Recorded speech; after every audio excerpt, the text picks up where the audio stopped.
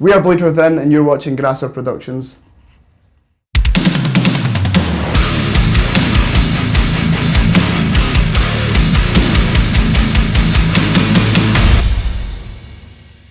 Hi guys, you're watching Grasser Production, and tonight I'm here with Ali and Scott from Bleed From Within. Yes. So guys, we're meeting you today here in Nuremberg on the first night actually of your tour with Any Given Day. Yep. It's a pretty international lineup, I'd say. It's a German band, French band, and a Scottish band. Yeah. So what do you think? What is going to happen over the next few weeks? Are you excited? Well, the first thing we've got to do is ask, did they drink? I've heard that the guys from Landmarks really like to drink. We also like to drink. So we'll probably have a few parties and friend material. Share a tipple. Some whiskey, some beers. Yeah. But we're sensible, we like to take it easy, we're professionals. Yeah, I heard so. Yeah. I heard so. You've been sarcastic? No.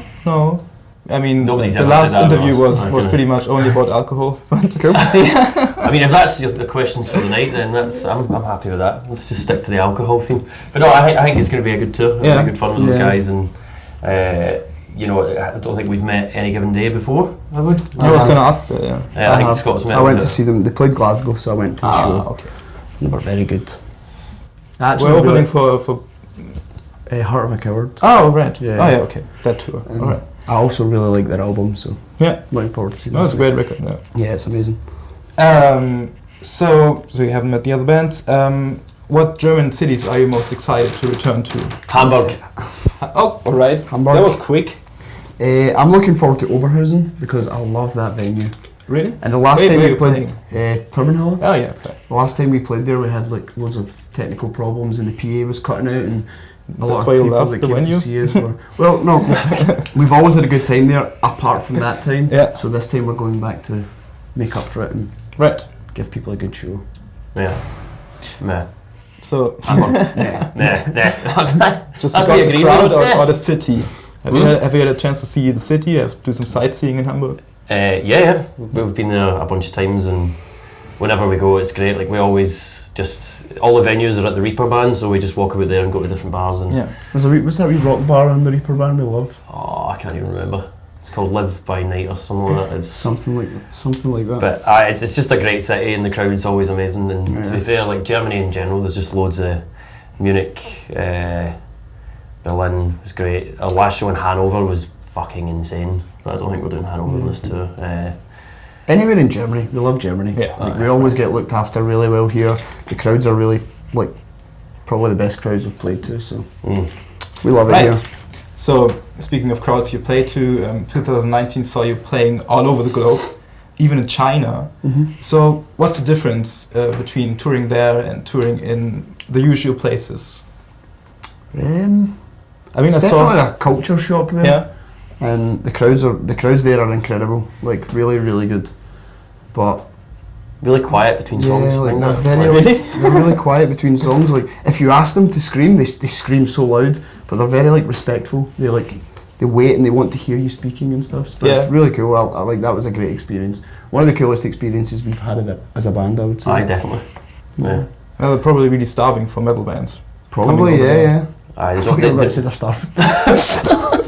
No, hopefully not. Thank mother. No. Yeah, there was a lot of shows where we were the only band playing because there is no other bands in that city and stuff. So yeah, it was really cool, and the shows were great, and we had good crowds, so we were very happy. I mean, I've been following you guys on Instagram for a while, and I saw that you had an especially hard situation, I would say, because you always had to come up with some ideas to play on the house kit, I think. Oh yeah, that was. I suppose you guys weren't traveling with your usual equipment. She's a professional. You work with what you've got. Yeah. The rest of the guys, we had like the in-ear rig and the guitars and stuff that they could fly with, and then they just had to run through different amps every day. And then my drum kit situation every day was. It was a true test of character. It was interesting. But, it took me about 2.5 hours every day. An hour and a half to 2.5 hours. Alright. Which was fun. I'm very picky though. That's kind of my own fault as well. Then That was some the shows hardest like gear part. was amazing. Yeah. That was the hardest part of the whole tour, waiting on the guy setting up the drums. Because we're just sitting about having to try and go on the internet, but that They're was great at helping out the drummers, you know what I mean? I was his drum tech for one show. Yeah. I'm still waiting for this. I'll be a drum tech, Ali. I'll help you do He everything. helped me one show. show. That was about eight years ago or something. He helped me and he's like, I'll do the same tomorrow. And then came into the venue. I was like, Kennedy, you gonna give me a hand? He's like, I've just got something to do. Yeah. Well, yeah, I'll be with you in a minute. He's got so much. Like, you seen his drum kit? Yeah. It's a bollock. It takes you fucking. But I've also seen what he does with it. So Yeah, he's kind of. Yeah. shucks. So anyway, back to my questions, maybe. So you opened for Lamb of God. You played Wacken Festival. Was it the best year for Bleed From Within so far? Without a doubt. Yeah. The response to our latest album era was like, we did not expect that because we went away for 5 years. We did not expect people to still care, and it was great. Yeah. So that was the best year for our band without a doubt.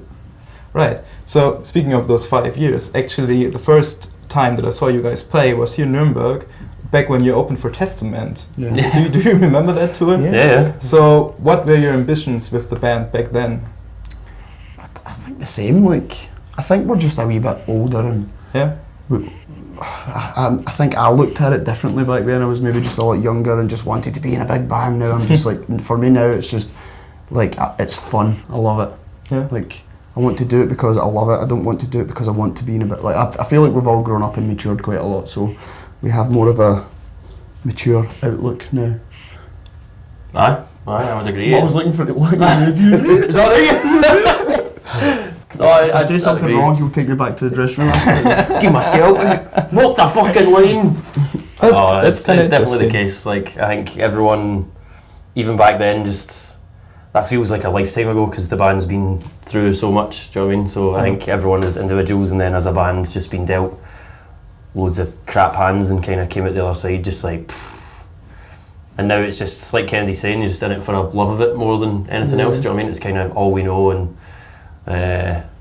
it's just what we want to keep doing. And people have tried to stop us, but we told them to fuck off. So fuck them.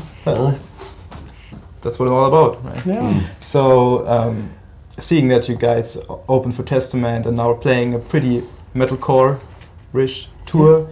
Does it affect what you're playing? Does it affect how you interact with the crowd? Do you see a change in the crowd? How the audience react to you? Definitely see a change in the crowd. A change in the crowd. I feel like we're more suited to this sort of, like, The tour you're playing now? Touring with Testament and stuff, that was really cool, but I don't think it was our audience at all. So I feel like we maybe appeal more to I remember that. I think as soon as they see that there isn't a grey hair on our heads, they're just a bit like, who the fuck are these guys? We don't have big beer bellies and stuff, so we're not cool enough. You kidding on? Oh, well, come on, man. I'm working on it. Jesus Christ. Can you take a few pens off? Photoshop that out. I don't know whether... Actually... Alright. You can't get gains without putting on weight, right? He's bulking. Bulking. For the winter. Alright, so... before we talk about the new stuff, right, because it's also coming up... 2019, and correct me if this is wrong, also marks the 10th anniversary of your very first record. That's right. Yeah, were you even aware of that until now? No. No, I think we tried I think we tried to forget that. Yeah, I really? tried to forget about that album, I fucking hell. It was cool, it was like a stepping stone of our band and stuff, but we were that's not really who we are anymore. Yeah, of course that because of the changes in the music that you write. Changes in lineup, changes in music, and I guess changes in music we were listening to at the time.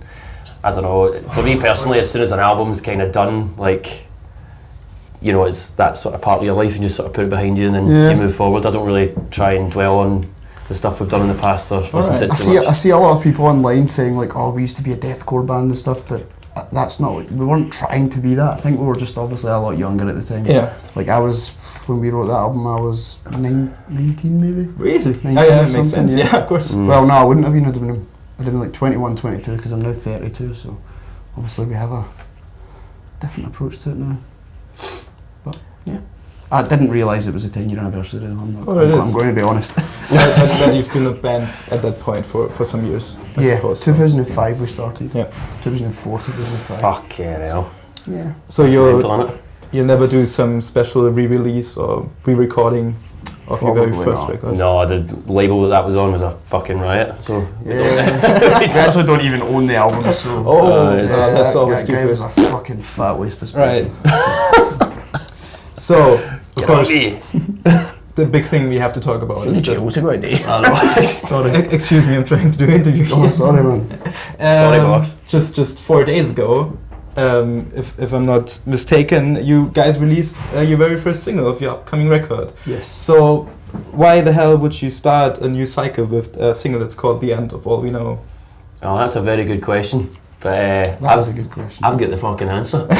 Please, go ahead. Well, it's the end of this year, it's the end of the touring cycle for the last album, it's also our last album on our current record label. So it marks a kind of change, a big change for us in what's coming in the future, and it's also the first album that we will be recording without a lineup change, which is quite mad. We've had a lineup change every album, but when Stephen joined, as much as he gets his willy out every 2 seconds, it's actually a joy having him in the band, do you know what I mean? And he's injected a bunch of life into all of us when we were trying to write the last album, and then just the end of all we know and the start of something else is kind of... Yeah.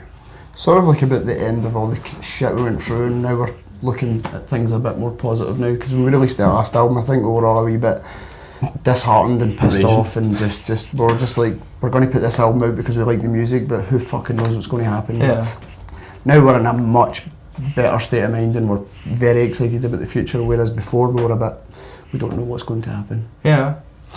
I mean, I was surprised to see Error being released, but not to sugar talk you guys too much, but it was the record of the year to me. Thank you. Oh, thanks, and I man. still haven't That's amazing. heard anything better this year. Not even the new song?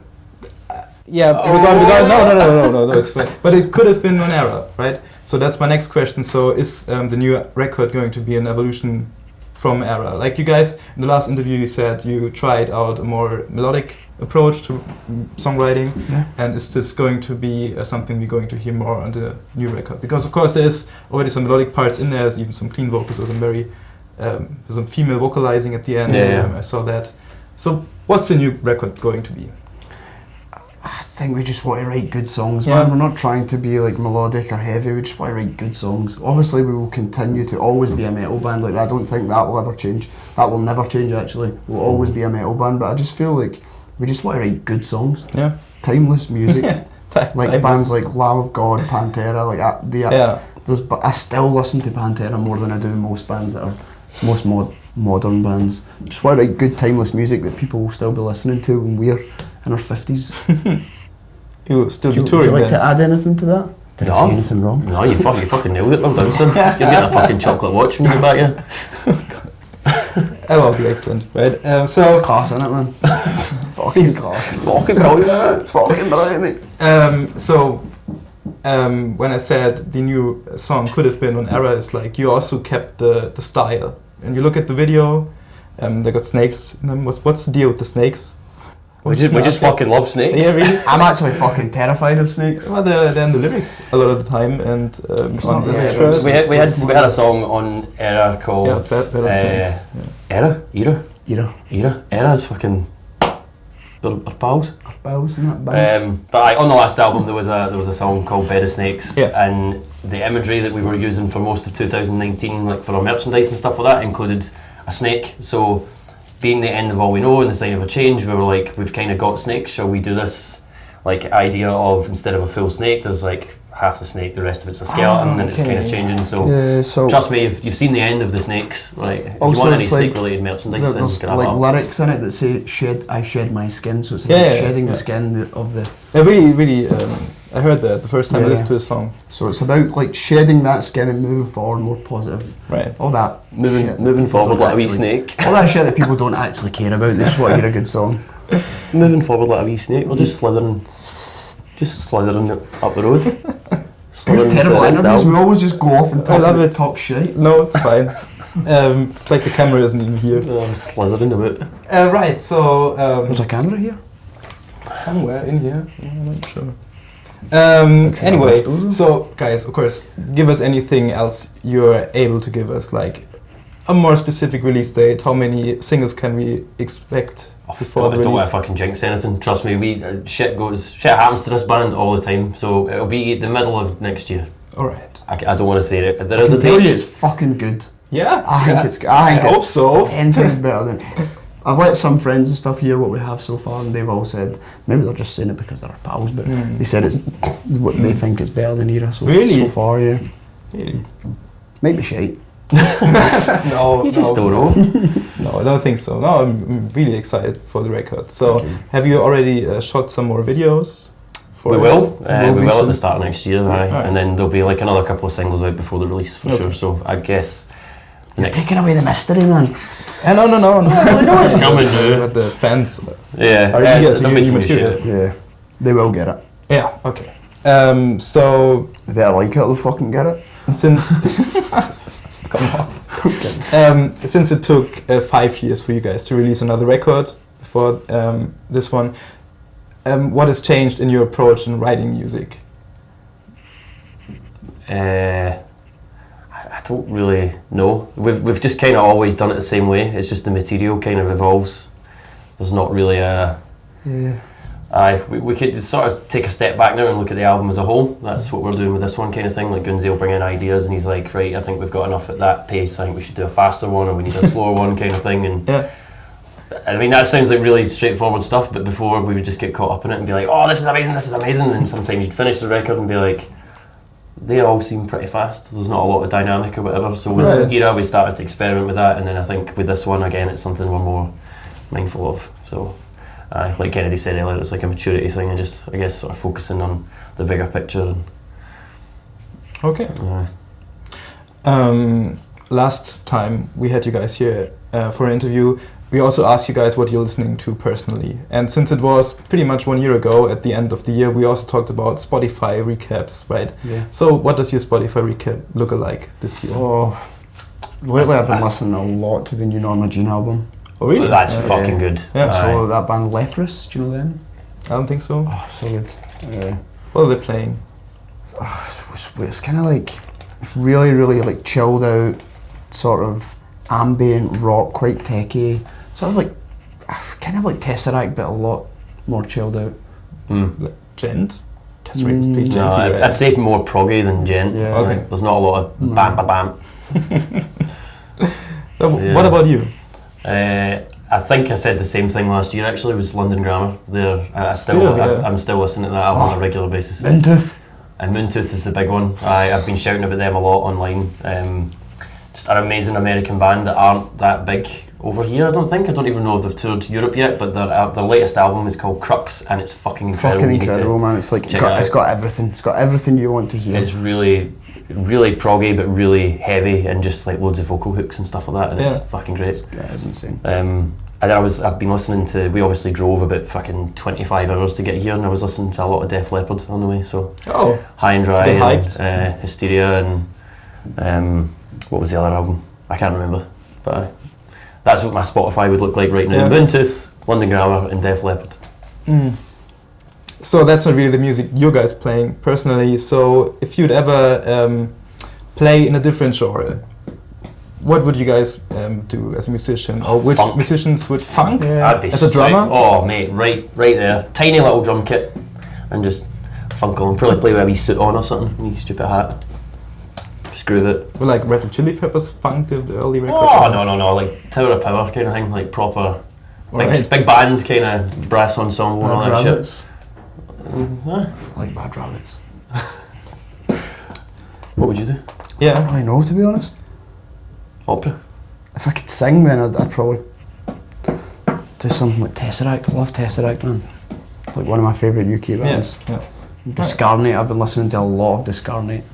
They're like also one of my favourite UK bands. Alright. So what's on the menu for 2020 besides the new record and besides touring for the new record, I suppose? What else is happening for you guys? That's pretty much it. Yeah, right. New Summed it album up. stuff, videos. We're gonna try and visit a lot of places we haven't done before. We really want to get to the States. Like we get asked this Yeah. every day without fail, No. and we've never YouTube been. comments, Facebook. It's like Oh mate, it's It's absolutely like our insane. biggest And market on Spotify as well. I know. We just haven't been. We just haven't had like the right offer. Do you know what I mean? It's such a big leap to go and do. Do you know what I mean? And Yeah. it costs so much money. So hopefully I'd that like to go- opportunity comes around next year. Australia, India, Russia. Russia would be good. Just India? loads of places we want to go. Yeah, big market out there. I don't know. Just want to see the world, man. Yeah. Play some shows. Yeah. That's what it's all about. Right. So, I don't know if we have to end, but just 2 specific questions for you guys. I don't know who wants to start, but of course, since you're sitting here, I have to ask news on Sylosis. I keep your eyes peeled. Stop saying that. It's like that. It's not my band, mate. I'm just. Something's happening. You know, something will be coming out. So that's kind of just don't know when. I'm really stoked for new material there too.